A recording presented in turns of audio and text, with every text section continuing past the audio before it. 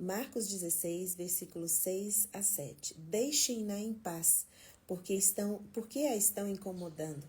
Ela praticou uma boa ação para comigo.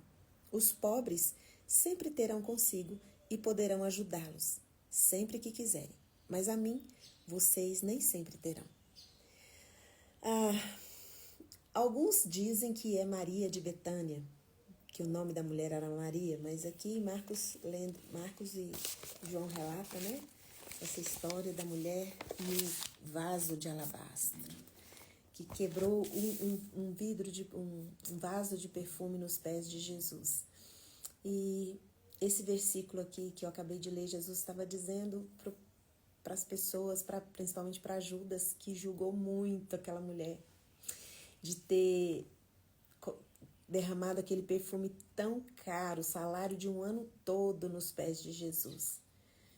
E Judas estava ali julgando, não só ele, né? Muitas pessoas estavam ali julgando a atitude daquela mulher. Como assim? Um perfume caríssimo, podia usar esse dinheiro para uma coisa mais prática, né? Alimentar os pobres, por exemplo. Tanta gente passando fome, ela pegando esse perfume aí e derramando nos pés de Jesus. E eu queria trazer para você hoje a questão da necessidade e da relação. Judas estava focado no prático, em fazer para resolver a questão da necessidade das pessoas. Ele olhou aquele dinheiro ali, ele focou na necessidade.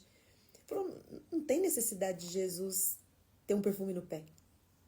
Necessidade tem os outros, os pobres. E aquela mulher, o foco dela não estava na necessidade, estava na relação.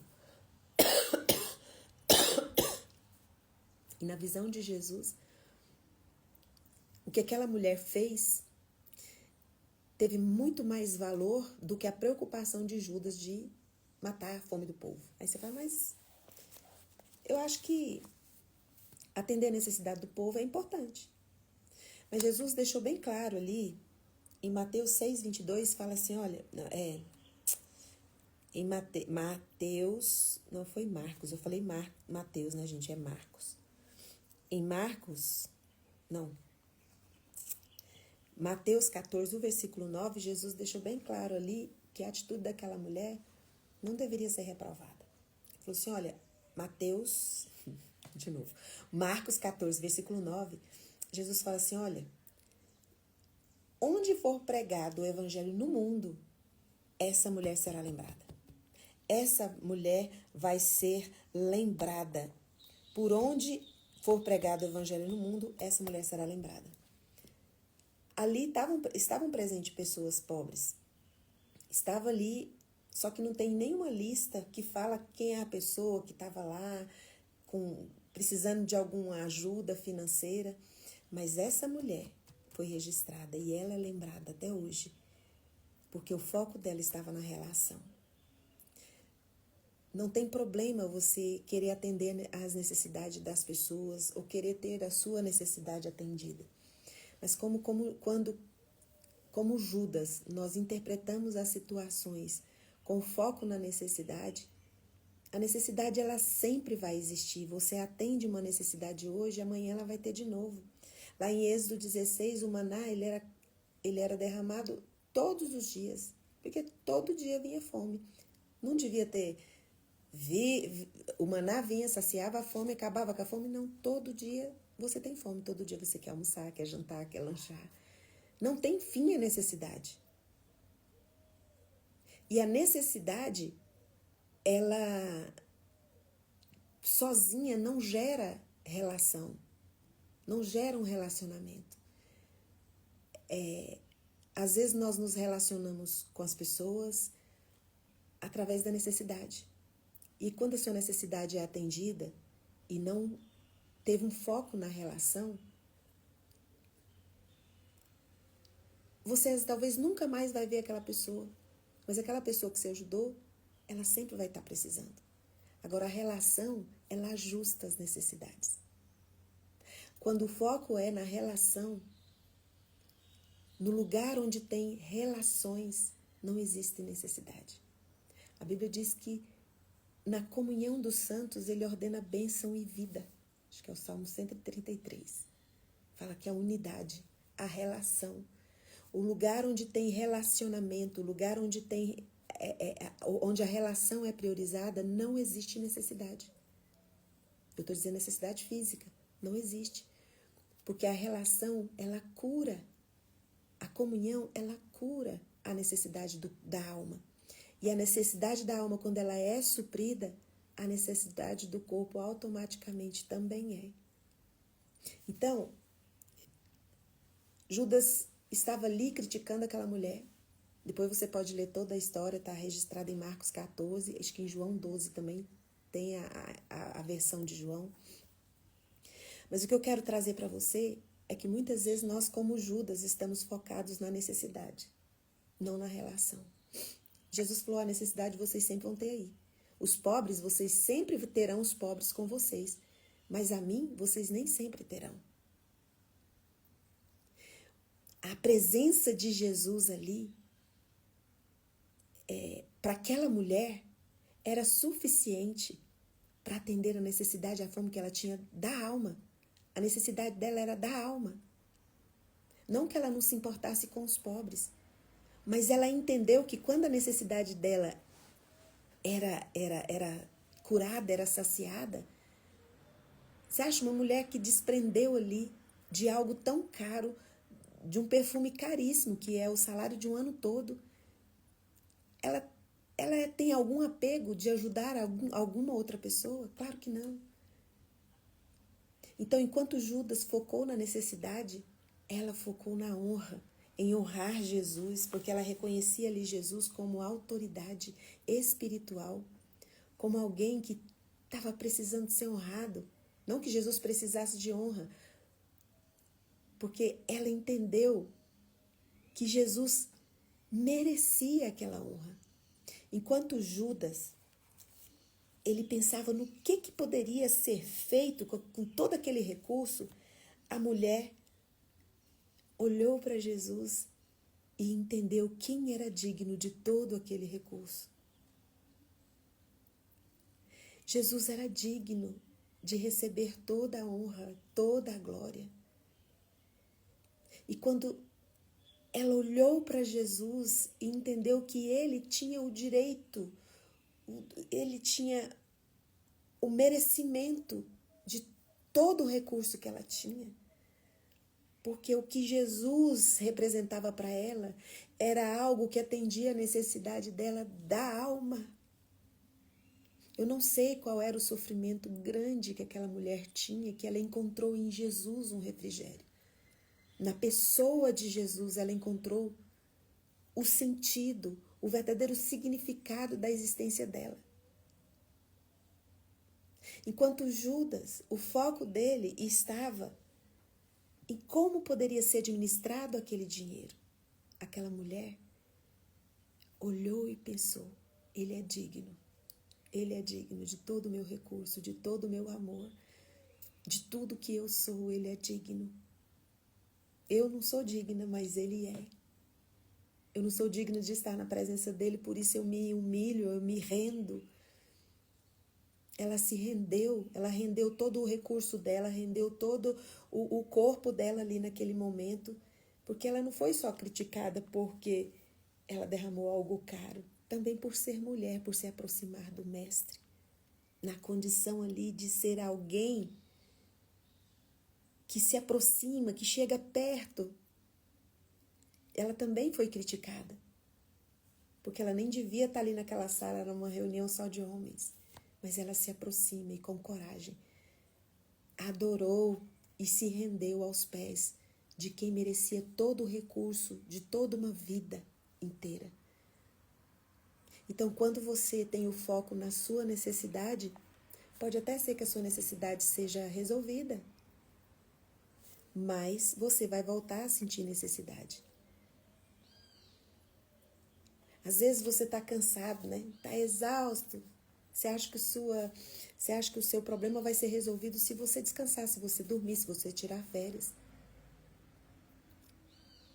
Mas você volta a ficar cansado de novo. Quando nós vamos até Jesus, quando Jesus vai falar alguma coisa sobre algo ansioso dentro de nós, algo que estamos cansados, exausto, ele não aconselha que nós tiremos férias. Não sugere que nós vamos dormir, que isso vai passar. Ele fala, venham a mim. Se você vir a mim, você vai encontrar descanso. Você vai encontrar a solução. Você vai encontrar como você vai ser satisfeito na sua necessidade. Lá em João 6,35, eu sou o pão da vida. Aquele que vive em mim, que vem a mim, nunca terá fome. Aquele que crê, nunca terá sede.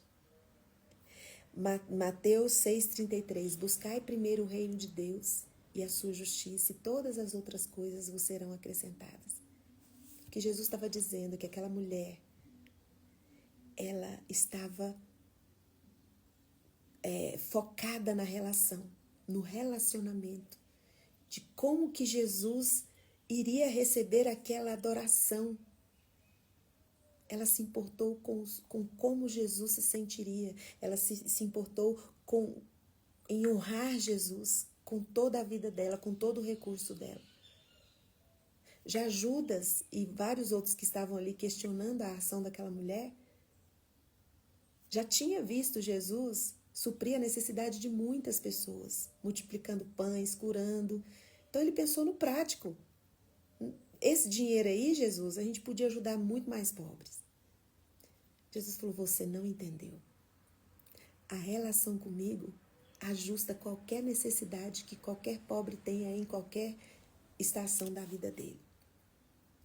Porque quando a relação é feita com Deus, assim quando a nossa relação é ajustada com Deus, a nossa relação aqui com o outro é algo orgânico. Ninguém vai passar necessidade perto de você, Judas. Se você ajustar aqui, a sua relação comigo, ninguém perto de você vai passar fome, vai passar sede, porque você vai passar a ser uma fonte a jorrar para a vida eterna, como ele disse lá para a mulher samaritana. Porque você vai dar não só o pão que a pessoa precisa se alimentar por causa do corpo, você, quando vem para mim, quando é restaurada a sua comunhão comigo, atender a necessidade do outro é algo orgânico. Então, muitas vezes, nós somos pessoas que ajudamos pessoas, temos um coração muito bom, mas nós estamos interpretando errado esse negócio de boas obras. Primeiro, nós temos que ter uma relação conectada com Cristo de Nazaré, através da pessoa do Espírito Santo de Deus, que nos dá essa intimidade com Deus. E o Espírito Santo nos coloca um coração rendido a Ele. E aí você não fica atendendo a necessidade das pessoas, só a necessidade física, mas a necessidade da alma, porque você se torna alimento espiritual, você se torna uma fonte para tirar a sede da alma das pessoas. O que Jesus estava dizendo é as pessoas sempre vão estar precisando de pão, sempre vão estar precisando de necessidade física para ser atendida. Mas se a fome e a sede da alma delas forem satisfeitas, o corpo não vai padecer, porque a fome e a necessidade que elas têm na alma, sendo ajustada, o corpo não vai padecer. Então, Judas focou na necessidade e a mulher focou na relação, no relacionamento. Ela investiu financeiramente nessa relação porque ela acreditava, porque ela cria, ela conseguia ver que Jesus era o portador do reino de Deus aqui na terra. Ajusta as necessidades que você tem diárias com a sua relação íntima com Deus no secreto. Eu não sei do que você está precisando. Material, físico, eu não sei se você está precisando de dinheiro, não sei se você tem que pagar conta, eu não sei se você está com algum diagnóstico, eu não sei. Não sei qual é a sua necessidade material, física, mas a sua necessidade espiritual, eu sei que eu e você temos. Essa eu sei que temos. E essa nós só resolvemos na presença dele.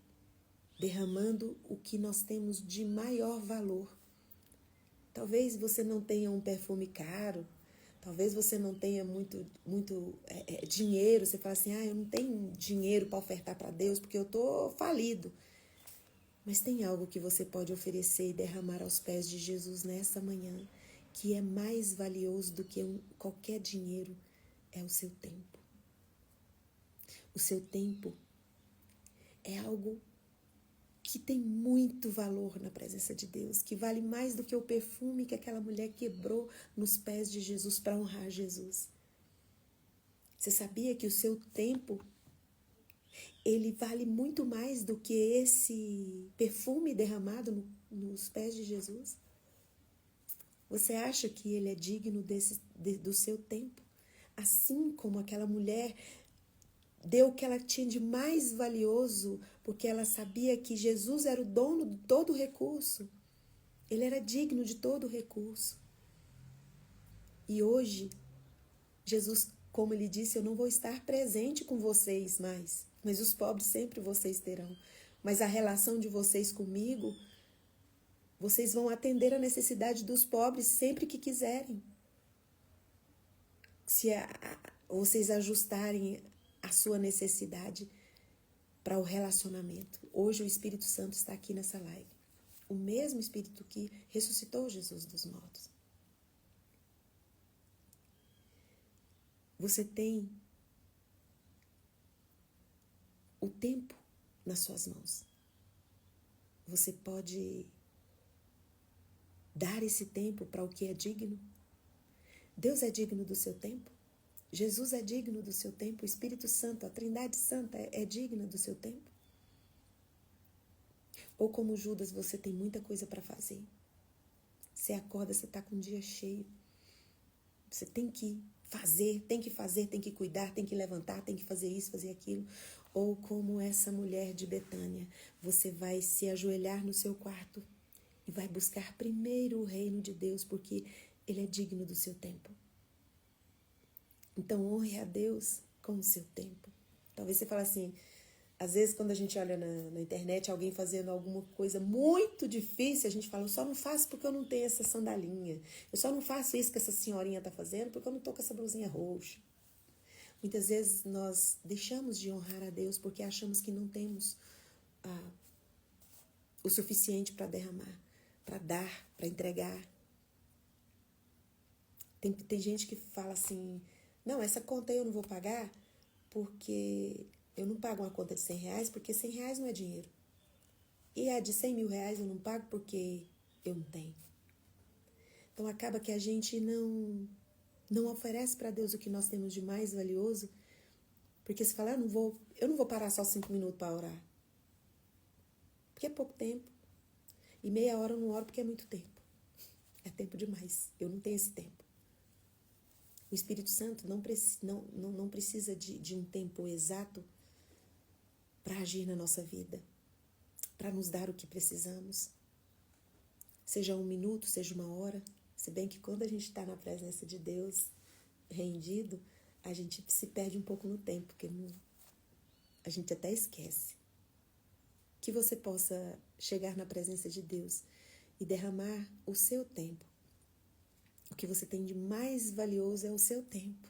Se renda e todas as outras coisas que você precisa no seu corpo, na sua alma, vai ser saciado. Ajuste a sua comunhão com Deus, a sua relação, ajustando isso aí, a sua necessidade, a necessidade de qualquer pessoa que você acredita que precise de ajuda, os pobres, por exemplo.